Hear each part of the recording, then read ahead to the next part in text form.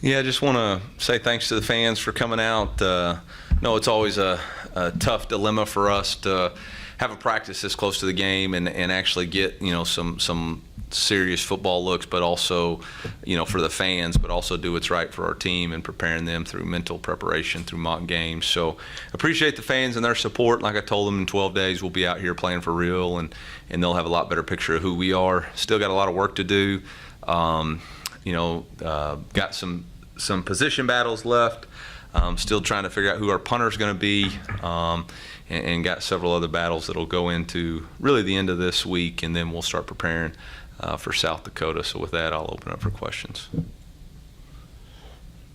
going to assume that quarterback is also one of those positions. I mean, do you anticipate deciding that before game one, or do you know? I think in the past we announced a starter, and I think right now we're in a situation where it's a continual battle, but we want to let people continue to grow and develop and not have that pressure of, hey, we have to have this decision made at this point. I think it's, this day and age in college football, I think you could very easily see a couple quarterbacks play in the first couple of games and let the play on the field decide it. We got to know a little bit more about some of our other quarterbacks on Friday when we went live with them, and some of the plays that Brady will make when he's live. And same thing with Sam. There's a couple of plays he extends and makes throws down the field that he makes just because he's such a big body. So we'll see both of them, I anticipate, in the first game, and then kind of play it from there. We've seen Marcellus Johnson line up in all different types of spots. Yeah. What is his progression like been like this fall? Where do you see him fitting in? Yeah, I think one of the keys for him, and one of the reasons he chose to kind of take this leap of faith, is to prove to the next level position flexibility, and that's exactly what he's done for us, being able to play right, left tackle. He's played both guards in camp. He's been really good at picking up and playing physical, and we really feel like we've got 6 really capable offensive linemen, and we're still pushing to find the other 2. Ultimately we'd like to be able to play with 8 offensive linemen. That would be the deepest we've ever been since I've been here, but I do think right now we're as deep as we've been, and I think anytime you can play multiple offensive linemen in a game, defenses are doing such a good job of rotating guys. If you can kind of match that with your offensive line, it gives give yourself a chance to kind of stay fresh in the fourth. The tight end position with like Brett Norfleet and Jordan Harris were out there, but there's a couple of freshmen you could see getting some early reps. Yeah, what y'all saw today is who's earned the right on the depth chart to be out there. I think we were primarily 1s and 2s and really the one rotation. So, I anticipate that both Jordan and Brett will play. I thought both of them in our combative series, I thought Jordan had 2 really good catches and continues to show physicality in the blocking game. And so, yeah, I anticipate those guys playing early and contributing and having a significant role on our football team. Eli, on the defense, Chad and JC, limited throughout camp. Just Yeah. what's their status going to be for game 1? Yeah, I anticipate JC will be back full go, ready to go. He is really recovered well and has done an excellent job with his rehab and treatment. So I anticipate hopefully by the time we start game prep week, which really begins for us Thursday, I think he'll be a full participant. Chad's still working his way back through a soft tissue injury that just hasn't quite got to where he's comfortable. So it's kind of a wait and see approach. We're working as hard as we can. I know he's working as hard as he can. I think he's frustrated with it, but you got to trust the process and you got to trust your body. Is that, if you're without Chad for a while, is that Damian Wilson? Is that who you look to right now, and how's he looked in camp? Yeah, Damian played, I think, the entire game versus Georgia last year in Florida, so he's got plenty of experience. He's gotten better and better with his reps. Obviously, we've got some other guys, Tristan. We slid over Tyron to the Mike position a little bit during fall camp too, just to see if we could get, a little bit more speed on the field. So I anticipate that, we've got a lot of different options that we'll consider. Coach, how do you expect to see Johnny Walker contribute, and what have you seen from the development of that defensive end group? Yeah, Johnny got kind of had a sack against Arkansas last year, and then started in the bowl game, and I really think that confidence has kind of just progressed him on the right path. He had an outstanding spring and has really earned his starting position, and anticipate that he'll take the first snap at defensive end. He's got competition, with Niles and Joe, but he's done everything that we've asked him to do as far as gaining weight, understanding the defense, creating pass rush. So I'm excited to see what kind of season he's going to have for us. Coach Brady Cook was pretty confident about his camp performance. What do you think he did well this camp, and what does he still need to work on if he wants to be the starter? Yeah, I mean, I thought he did a nice job being efficient, throwing the football. Obviously, his leadership capabilities to be voted on as team captain by his teammates. He's really steady, knows the offense, digest plays, is a smart, disciplined decision maker. We're continuing to improve our third down efficiency. Tonight in BPU, I think he was 0 for 2. And so we got to continue to improve that. He took the flat there off a hot route, and they kind of had a safety sitting. We got to see that and anticipate that, and either throw the flag or we got to get it back to the under so that we can run for the first down. So just continuing to build on that stuff. I think that will show up more when we get into a game plan specific. But that to me is continually the thing that we got to improve. You're pretty excited about the wide receiver group at the beginning of the camp. Is that? I was pretty down on him at the beginning of camp out there blocking, but keep going with the question.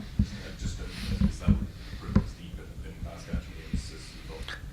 Yeah, I mean, I thought those guys had really come a long way. There was a few freshmen tonight that I didn't think responded as well as they needed to, with understanding the intensity of what a game day environment's going to be.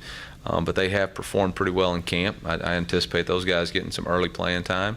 But it becomes a pressure-packed situation when there's 63,000 fans in the stands, and there's very little margin for error. And so, until we see those guys in those situations, we're still, I feel very confident about our top 5, but we need to be about 7 deep. Could be wrong, but I don't. You might be. I've seen, it's possible. I don't think I've seen Peanut Houston the last couple days. Is he all right? Or? Yeah, Peanut's got a soft tissue injury that he tried to fight through, and just the recommendation of the doc to shut him down for I think 4 or 5 days. So should be progressing back on Tuesday. Don't see it being anything more than just rest and precautionary. So Isaac Thompson at the beginning of the camp, when this all camp, what's his status going forward? Well, Isaac made an appearance tonight, and he had surgery. He'll miss the rest of the season. Disappointed for him. He really fought back, and I felt like had an opportunity to really push, and find some opportunities, whether it was in our Prowler package and on special teams. But unfortunate part of the game. Injuries are, but I know he'll respond the right way. He's got a great smile on his face, and so he knows how to attack it and what it's going to take. Eli, your duties kind of transitioned a little bit with the addition of Kirby Moore into the offense and everything like that. What does that transition kind of look like for you during fall camp? And how have you kind of seen yourself grow from last year to this year kind of as coach and just in those types of areas? Yeah, I mean, obviously there's a little bit less involvement in the day-to-day offense and planning and scripting and doing some of those things that free me up to be more involved in special teams, maybe even more involved in analyzing some things on the defensive side of the ball, preparing for team meetings in a different way and delivering different messages. So I've kind of embraced that. Really have enjoyed being in special teams and trying to emphasize. Coach Baker and I are leading the Sharks team, which is our kickoff team, and that's been a lot of fun to take ownership of that and make sure that we're covering kicks the right way. And not. It's been better that I'm not always. In the past, it was really the defense against me and the offense, and now I'm just I'm kind of like Switzerland. I'm just a neutral observer, and so I can cheer for both sides. And like I told Kirby after the first scrimmage, he's all nervous because however it goes, he's going to, if it goes good, he's going to be fine. If it goes bad, he's going to be upset.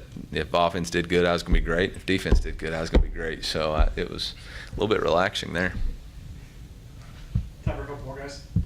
How do you feel about Jamal Roberts? A lot about him and Yeah, Jamal's had an outstanding camp. He's proven a valuable asset with the ball in his hands. He's had some dynamic runs. But, you know, again, with all of those guys, I hope they'll learn from tonight that the intensity required to play is 60-minute focused concentration. You can't go through the motions. And you know, we had a 2-minute drive there at the end of the game, and you know, he wasn't full speed. Brady tried to hit him on a check down. He wasn't ready, didn't have his eyes back around. Like, it can't happen. And you know, I think that's the challenge for the younger guys, is understanding 60 minutes of complete concentration and focus. And it's for real in front of 64,000 people, man. It's for real, and all the eyes on TV. Like, there's no margin for error. There's no plays off, and you know, that's what these younger guys have got to continue to learn. You can't just be a flash in the pan. You got to be consistent. Who should or any piece or anyone that you think they would turn to more often in the season, or are they doing pretty? I think it's whoever's going to have the hot hands going to be the guy that continually gets the carries, who can consistently protect the quarterback. Thank you, guys. Here we had one more. Yeah, Eli, we've kind of seen this, the SDP something to prove motto kind of go around. What does that kind of mean to you, and how has the coaching staff kind of embraced that message, and what are you guys trying to prove this season? Yeah, you know, I've answered this question quite a few times, and I think there's a lot of different ways that you can take the STP motto, and I think everybody's got to figure out what internally motivates them. What is it that you're putting on your shoulder? What's the chip that you're putting on your shoulder? I think, you know, obviously for me, there's a lot of different things, but I want to prove people right, and I want to prove the 8 players who chose to come back and forfeit, you know, or not forfeit, but choose to not to delay their opportunities in the NFL. I want to choose, you know, I want to prove it to the coaching staff that believed enough in our organization, the University of Missouri, to come work with us. I want to prove it to the guys that have been here since I've been here, that they were right to have faith and maintain unwavering support. I want to prove it to the fans who've been with us. You know, so I just want to prove those people right. And I feel like we've got a really talented football team. I think we're coming together in the right way. I think we've got to transition now from a camp mindset to a 1-0 mindset, and really focus on the task at hand and the intensity it's going to take. Put away the distractions of you know, outside noises and influences, and the distractions of what's going to go on downtown, and focus on what is important to us, which is the brotherhood, and next Thursday night. Thank you, guys. Appreciate you. Thank you.